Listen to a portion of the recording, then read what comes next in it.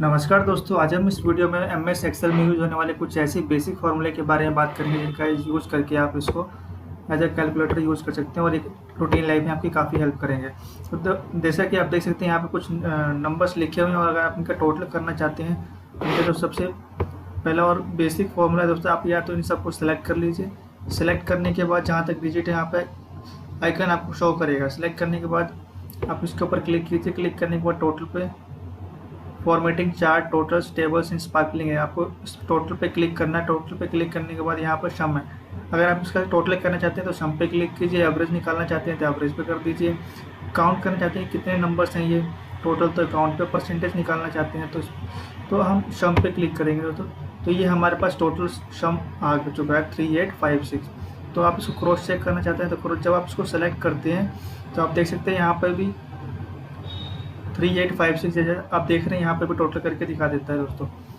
तो ये था पहला फार्मूला। आप दूसरा फार्मूला देखते हैं जो हमने सेलेक्ट करके किया दोस्तों। यहाँ पे आप क्लिक करेंगे तो यहाँ पे आपको फार्मूला शो करेगा।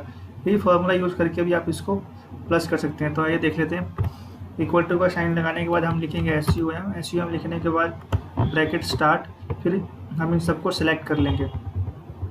सेलेक्ट करने के बाद ब्रैकेट क्लोज और एंटर दबाएंगे तो आपके पास टोटल वैल्यू आ जाएगी। तो ये था टोटल करने का फॉर्मूला। अब हम माइनस यानी सब्सट्रैक्ट करने का फॉर्मूला देख लेते हैं। बहुत ही सिंपल है दोस्तों। इक्वल टू का साइन लगाने के बाद जिस भी डिजिट को हम माइनस करना चाहते हैं फर्स्ट को हम सेलेक्ट करेंगे, फिर माइनस का सिंबल करके सेकंड डिजिट को उसमें से माइनस कर देंगे और एंटर दबाएंगे तो आपके पास टोटल वैल्यू आ जाएगी माइनस के बाद। तो अगर आप इन सबका ही माइनस करना चाहते हैं इनमें से तो इसको सेलेक्ट करने के बाद यहाँ पे आप इसको ड्रैग एंड ड्रॉप कर सकते हैं। ऐसे नीचे तक लेकर आएंगे तो ये हर एक डिजिट का माइनस करके दिखा देगा। क्योंकि यहाँ पर कोई वैल्यू नहीं है तो इसलिए 450 दिखा रहा है। जब हम यहाँ पे वैल्यू डालेंगे 150 तो ये वैल्यू चेंज हो जाएगी दोस्तों, ठीक है।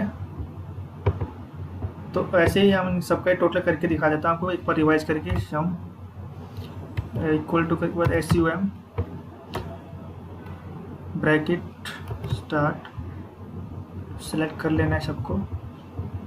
सेलेक्ट करने के बाद ब्रैकेट क्लोज एंड एंटर, ये टोटल वैल्यू आ गया। अब हम डिवाइड करने का फॉर्मूला देख लेते हैं। डिवाइड करने में मान लेते हैं हम 450 को 125 से डिवाइड करना चाहते हैं।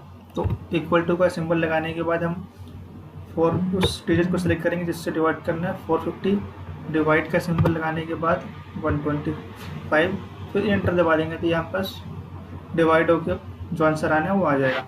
और अगर आप चाहते हैं इन सबका ही आए तो इसको ड्रैग एंड ड्रॉप कर देंगे तो ये आपके पास वैल्यू आ जाएगी।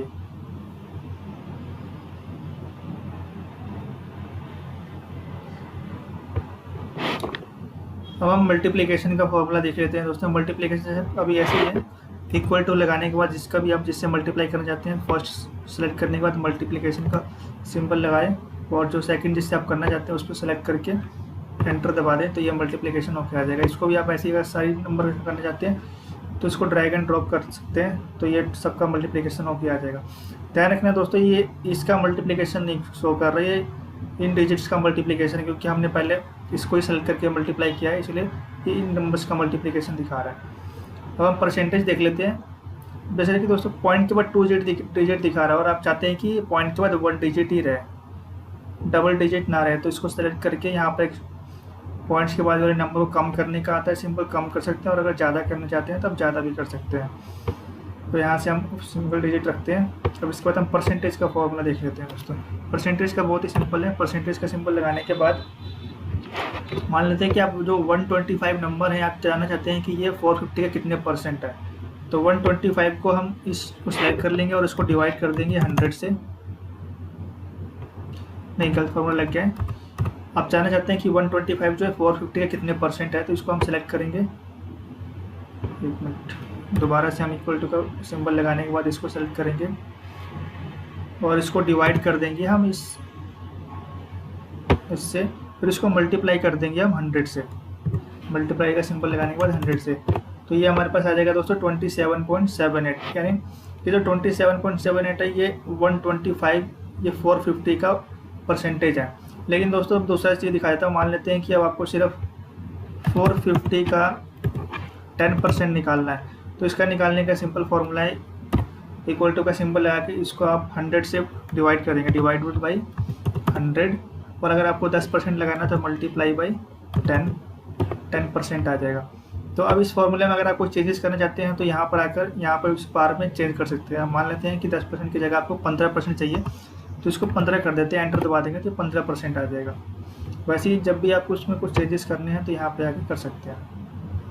तो ये था परसेंटेज निकालने का फॉर्मूला दोस्तों। अब मान लेते हैं कि अब आपको इसका एवरेज निकालना है, तो आप एवरेज निकालने का फॉर्मूला जो है दोस्तों, यहाँ पे इसको हम हटा देते हैं और आपको इन सब का एवरेज निकालना है कि इनका एवरेज क्या है।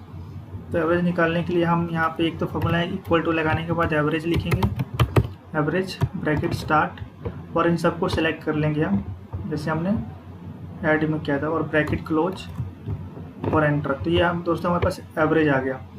दूसरा फॉर्मूला है दोस्तों कि इन सबको सेलेक्ट कर लेंगे, सेलेक्ट करने के बाद वैसे ही आइकन आएगा, उस पर क्लिक करना है, क्लिक करने के बाद टोटल पर जाएंगे, टोटल पर क्लिक करने के बाद यहाँ पे एवरेज का सिंबल दिखा रहा होगा, तो एवरेज पे क्लिक करेंगे तो यहाँ पे एवरेज का भी आ जाएगा।